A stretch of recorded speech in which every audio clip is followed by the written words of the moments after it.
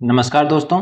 भारतीय नौसेना ने फाइनली वैकेंसी निकाल दी है एसएसआर मेडिकल असिस्टेंट 2/24 बेस के लिए। ठीक है, इस पोस्ट का नाम रहेगा medical assistant, SSR medical assistant.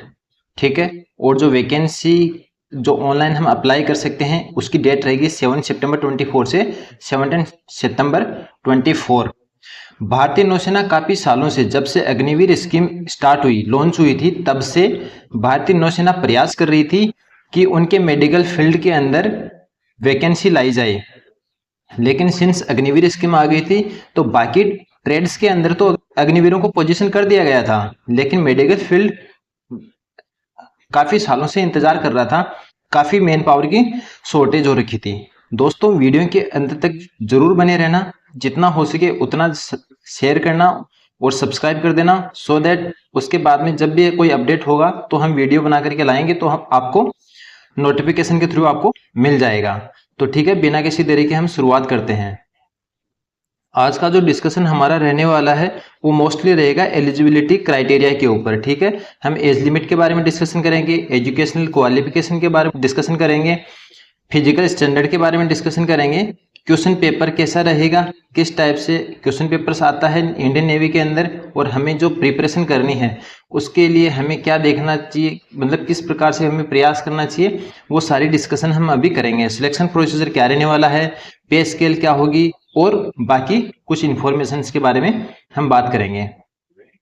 Exam होगी वो आपकी अक्टूबर में होगी, और एडमिट कार्ड्स होंगे वो बिफोर एग्जाम आपको ऑनलाइन मिल जाएंगे। ट्रेनिंग स्टार्ट होगी वो नवंबर 24 के अंदर, मतलब सितंबर अक्टूबर नवंबर, बहुत जल्दी आपकी नौकरी लग सकती है आप अच्छे से तैयारी करते हैं तो। हम चर्चा कर लेते हैं एज लिमिट्स के बारे में।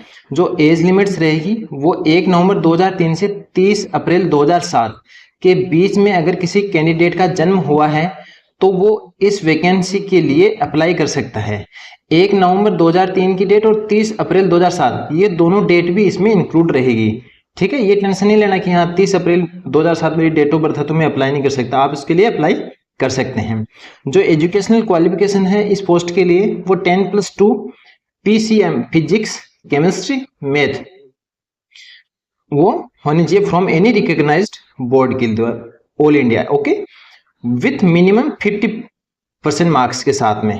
लेकिन एक चीज और ध्यान रखना है आपको कि जो 40% मार्क्स का जो थ्रेश होल्ड रखा गया है कि किसी भी सब्जेक्ट में आपका 40% से कम मार्क्स नहीं होना चाहिए, तो इसका भी आप ध्यान दे लेना बिफोर अप्लाई।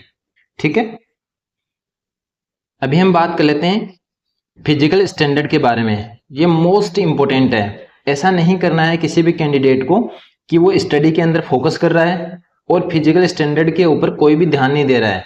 तो दोस्तों, आपको पढ़ाई के साथ साथ अपने फिजिकल स्टैंडर्ड के ऊपर भी फोकस रखना है। तो फिजिकल स्टैंडर्ड के बारे में अगर हम बात करें तो मेल कैंडिडेट्स को 1600 मीटर 1.6 किलोमीटर रन करना ही है 6 मिनट 30 सेकंड के अंदर। जो स्क्वाट्स हैं, उठक बैठक बोलते हैं, वो 20 करनी है। पुशअप 15 पुशअप करनी होगी, और बेंटनी सिटअप्स वो करनी है आपको 15। बहुत ही लो स्टैंडर्ड रखा गया आर्मी के कंपेयर में। अगर आप आर्मी के साथ में तुलना करते हो तो बहुत हाई स्टैंडर्ड है इसके कंपेयर में। ठीक है, तो नेवी के अंदर अगर आपने अच्छे से पढ़ाई कर ली तो ये नॉर्मल चीजें हो ही जाती है। इसके लिए अगर आप कंटिन्यूसली आप प्रयास कर रहे हैं तो फीमेल के लिए 8 मिनट है, स्क्वाट्स 15 स्क्वाट्स हैं, पुशअप 10 पुशअप, और बेंटनी है 10 मतलब सिटअप्स।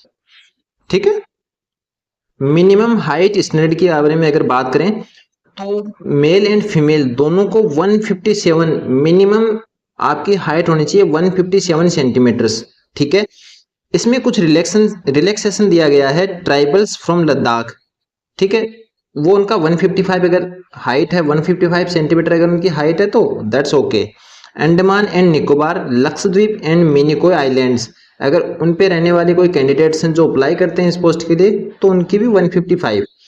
ये जो दो कैटेगरी हैं, गोरखा नेपाली एंड भूटान सिक्किम से नॉर्थ ईस्ट रीजन के कैंडिडेट्स, वो 152 सेंटीमीटर्स के अगर हैं उनकी हाइट तो वो इजीली अप्लाई कर सकते हैं, उनके लिए कोई दिक्कत वाली बात नहीं है। क्वेश्चन पेपर का टाइप रहेगा आपका, वो रहेगा आपका मतलब कि ऑब्जेक्टिव टाइप। ठीक है, ऑब्जेक्टिव टाइप कराएंगे। टोटल 100 क्वेश्चंस आएंगे।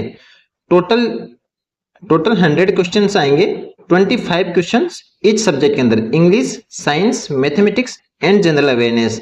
ठीक है, टोटल 1 घंटे का पेपर होगा, 1 आवर का पेपर है। इसके अंदर सबसे बड़ी बात क्या है कि हर सेक्शन के अंदर पास होना बहुत जरूरी है। बहुत सारे कैंडिडेट्स क्या करते हैं कि मैथमेटिक्स के अंदर उनको बहुत अच्छी से आती है तो पूरा फोकस इसके ऊपर दे देंगे, और साइंस एंड इंग्लिश या किसी और सब्जेक्ट के अंदर वो कम क्वेश्चन अटेम्प्ट करेंगे। तो आपको ये ध्यान रखना होगा कि आप चारों सब्जेक्ट के अंदर, English, science, mathematics and general knowledge, उनके अंदर आप मिनिमम पासिंग मार्क्स लेके आए, और उसके बाद में अगर आप जिस सब्जेक्ट के अंदर महारत आपको हासिल है तो उसके अंदर आप ज्यादा क्वेश्चन अटेम्प्ट करें। अभी हम बात करेंगे सिलेक्शन प्रोसीजर के बारे में। टोटल 2 स्टेज देखने को मिलती है हमें। जो पहली स्टेज है वो शॉर्ट लिस्टिंग है, कैंडिडेट्स की शॉर्ट लिस्टिंग करना। शॉर्ट लिस्टिंग के ऊपर कंफ्यूज रहते हैं बहुत सारे बंदे, तो मैं बता देता हूं कि शॉर्ट लिस्टिंग होती है वो स्टेट वाइज होती है हमेशा। ठीक है, बेस्ड ऑन द परसेंटेज। आपका 10+2 में कितने परसेंटेज है, दैट डू मैटर कि आपका कोलेट्रा आएगा या नहीं आएगा, वो स्टेट वाइज डिपेंड करता है। ठीक है, और जो मेरिट भी रहेगी वो भी आपकी स्टेट वाइज ही रहती है।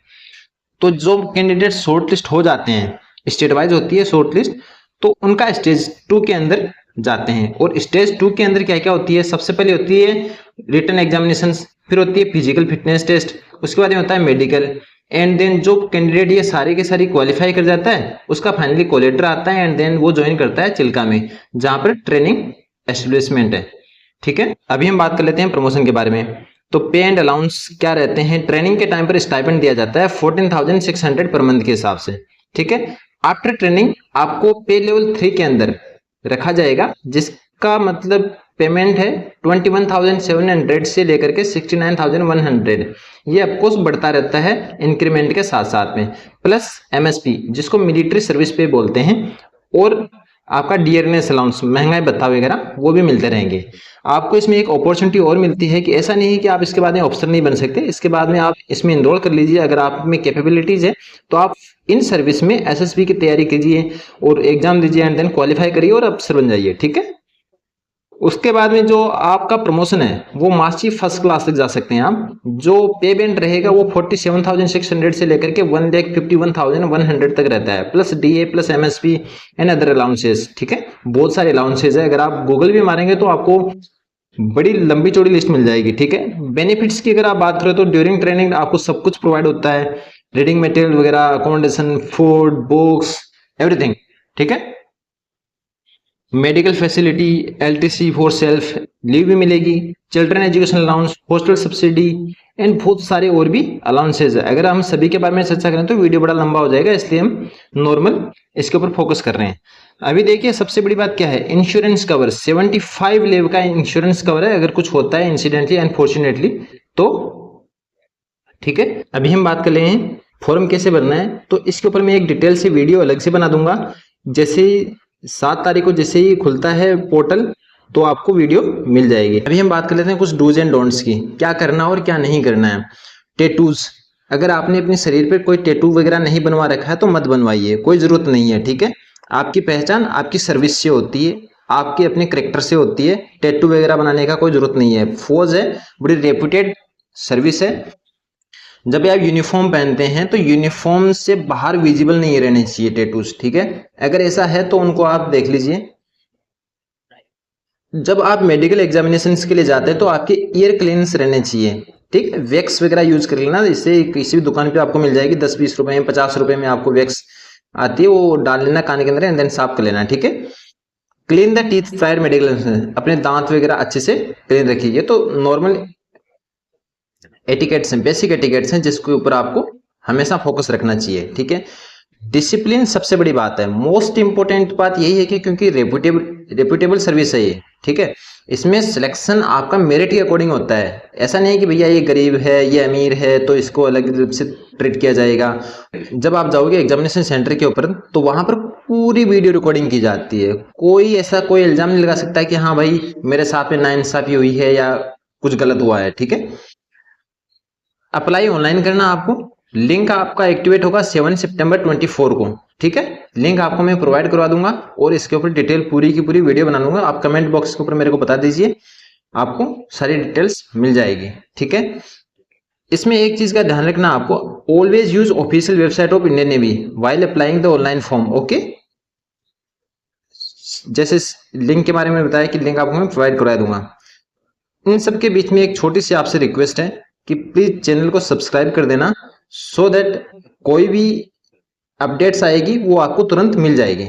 ठीक है, अभी सबसे बड़ी बात क्या है कि हमें नेवी को चूज क्यों करना है, वाई यू चूज नेवी। तो देखिए, ये कोई नेवी है ना, ये कोई नॉर्मल जॉब नहीं है भैया, ये एक सर्विस है, मोर देन जॉब है। ठीक है, इसके बारे में सोचना है, आप अकेले में बैठ करके सोचना है इसके बारे में।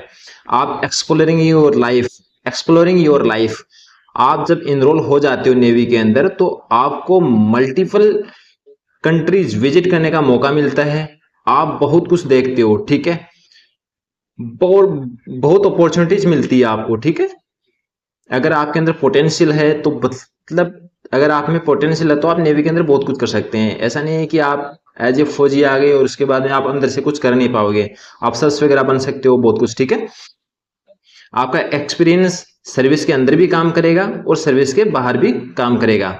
आप अपने में स्किल डेवलप कर सकते हैं, अपने फ्यूचर को सिक्योर कर सकते हैं अच्छे से। आफ्टर रिटायरमेंट भी आपका फौज ख्याल रखती है अच्छे से। ठीक है, अभी हम बात करें कि यार हमें नेवी की जरूरत क्या है कंट्री के ऊपर। ठीक है, तो अपने Pandit Jawaharlal Nehru first prime minister of India ने क्या कहा था कि to be secure on the land, अगर हमें जमीन पर सुरक्षित रहना है तो हमें we must be supreme at sea, हमें समुद्र में अपने आप को बनाए रखना, स्ट्रॉन्ग रखना, सुप्रीम रहना है, तभी हम अपने लैंड के ऊपर सुरक्षित बने रह सकते हैं। और ये रियलिटी है दोस्तों। जो इंडिया की कोस्ट लाइन है वो है 7,500 किलोमीटर्स, और जो लैंड बॉर्डर्स है वो इंडिया के 15,106 किलोमीटर्स, जिसको आर्मी, बीएसएफ, आईटीबीपी वगैरह मेन करके रखती है।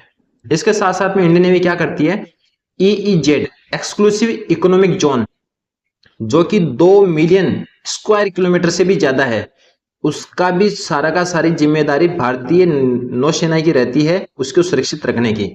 और आपने देखा होगा कि 97% ऑफ आवर नेशनल ट्रेड है वो सी रूट्स के थ्रू होता है। अगर हमारी नेवी स्ट्रांग होगी तो हमारा सी रूट सुरक्षित रहेगा। ठीक है, और सबसे बड़ी बात, नेचुरल वेल्थ को भी प्रोटेक्ट करना है हमें, ट्रेड रूट्स को भी हमें सिक्योर रखना है अपना। ठीक है, प्लीज चैनल को सब्सक्राइब कर देना, आपको सारी की सारी जानकारी मिलती रहेगी चैनल के ऊपर। थैंक यू, जय हिंद एंड जय भारत।